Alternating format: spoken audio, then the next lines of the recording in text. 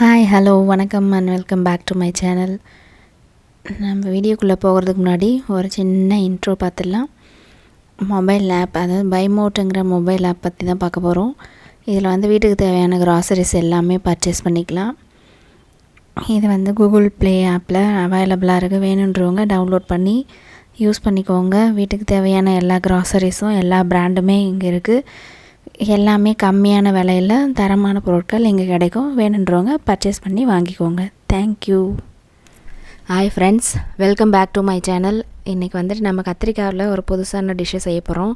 அதுக்கு கொஞ்சமாக இஞ்சி, ஒரு வெங்காயம், ஒரு தக்காளி, கொஞ்சமாக பூண்டு, இது எல்லாத்தையும் மிக்சியில் விப்பரில் போட்டு லைட்டாக க்ரஷ் பண்ணி எடுத்துக்கோங்க.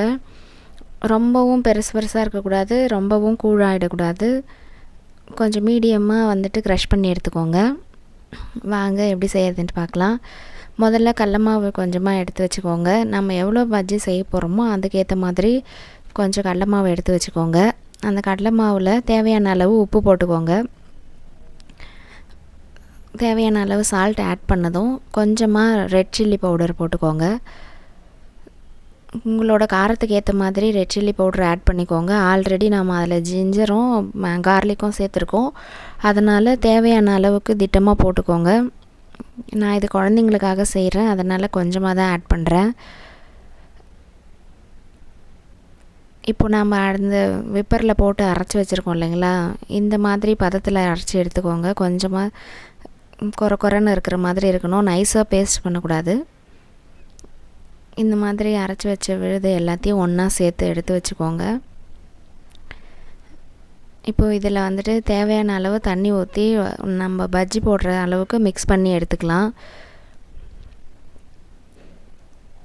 இந்த மாதிரி ட்ரை பண்ணி பாருங்கள் ஃப்ரெண்ட்ஸ், ரொம்பவே நல்லா இருந்தது. நல்லா மிக்ஸ் பண்ணி எடுத்துக்கிட்டு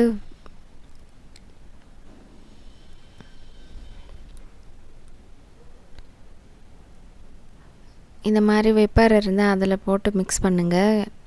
பபிள்ஸ்லாம் இல்லாமல் நல்லா மிக்ஸ் ஆகும். இந்த பதத்துக்கு மிக்ஸ் பண்ணி எடுத்துக்கோங்க.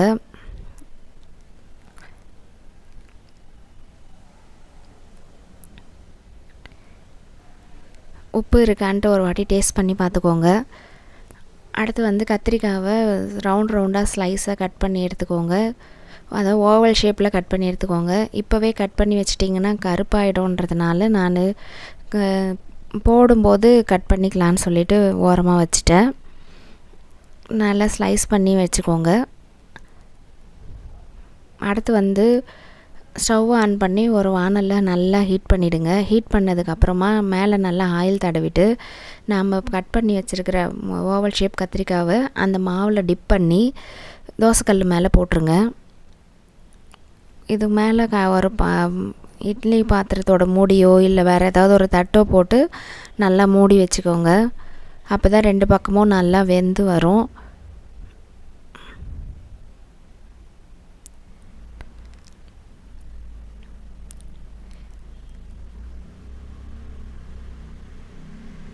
கொஞ்ச நேரம் போனதும் மூடி எடுத்துகிட்டு திருப்பி விடுங்க.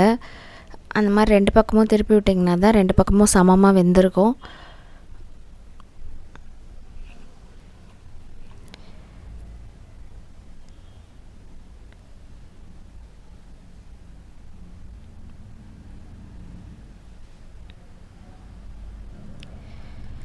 கண்டிப்பாக எல்லாருமே வீட்டில் ட்ரை பண்ணி பாருங்கள் ஃப்ரெண்ட்ஸ், ரொம்பவே நல்லா இருந்தது.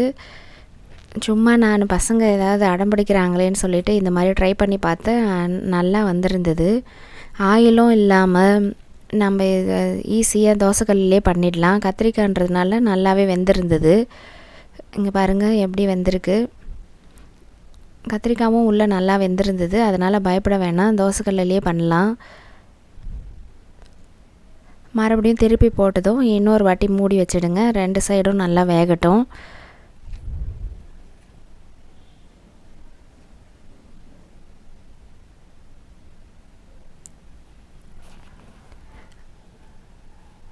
அவ்வளோதான், நல்லா வெந்துருச்சுன்னு நினைக்கிறேன். வாங்க எடுத்து பார்க்கலாம். பாருங்கள், நல்ல டேஸ்டான பஜ்ஜி ரெடி, அதுவும் ஆயில் இல்லாமல். தேங்க்யூ ஃபார் வாட்சிங் மை வீடியோ ஃப்ரெண்ட்ஸ்.